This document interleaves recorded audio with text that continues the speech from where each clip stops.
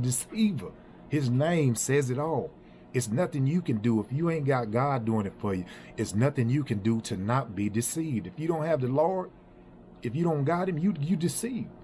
Real talk. If you don't have God with you, you deceived. It's nothing you can do to not get deceived. When I woke up, man, it was like some guys that was on the, like, man, that guy looked funny. He been acting funny, man, but you know what I'm saying? Whoop, whoop, and this and that. It's like God took the scales off my eyes. And it was a scary thing. It was a scary thing. That next day, from that day on in prison, everything I seen was like totally different. Totally different. Guys that you hear and this and that, you think is this and that, and then you looking now and God is speaking to you and showing you something.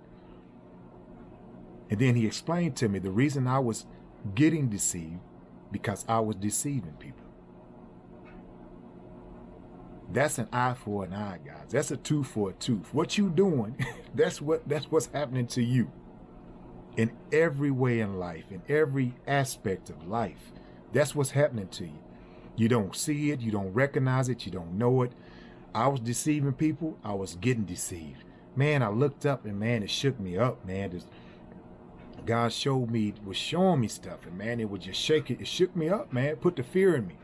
It just put the fear in me, but at the same time, he's steady teaching me, it's no man for me to fear. It's nothing for me to fear. I don't have to fear nothing else. You know what I'm saying? Then he started, from there on, so many different stuff, but he started explaining to me the promises. No weapon formed against you shall prosper. And as he explaining these promises to me, you have to go through a test to receive these, to understand them and receive these promises. You get the word. Once you get the word, you know what I'm saying, you get in that test.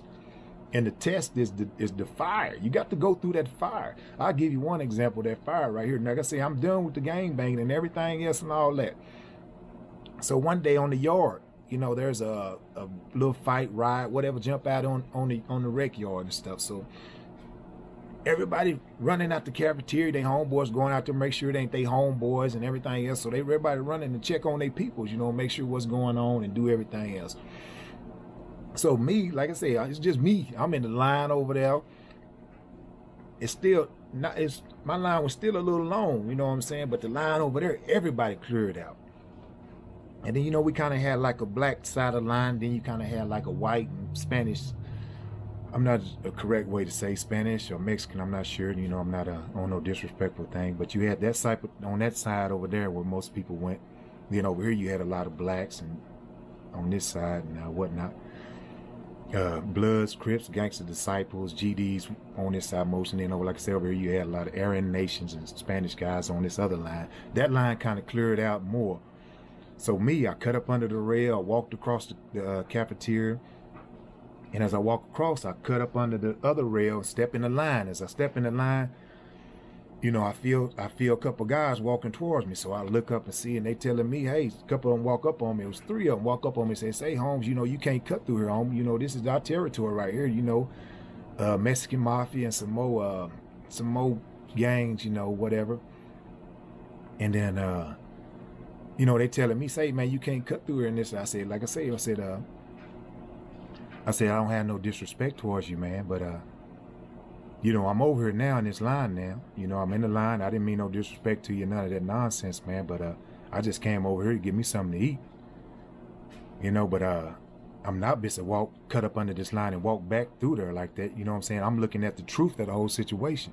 If I done walk through your territory once and I'm through it, now you want me to go back and walk back through your territory.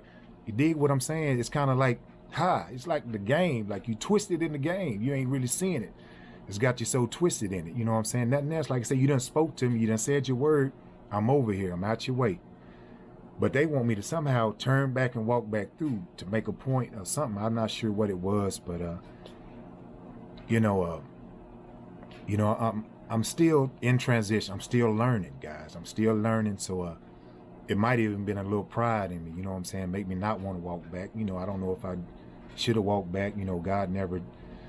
But what God did do, though, is as I'm standing there,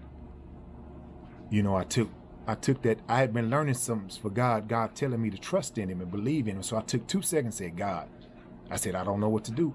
one of my fears was like, I never had nobody hit me, God. You know, he was teaching me about violence. That's not him. He was teaching me about violence, and all that stuff is not a part of his gentleness. You know, all these things are not part of God's gentleness, his will for me. And he had been teaching me so much before this test. And so I took a couple seconds, you know, because I still had that fear. If somebody hit me, it's like, hey, you know, I've always been brought up like, defend yourself. Win or lose, defend yourself. You dig what I'm saying? Don't sit there and just die.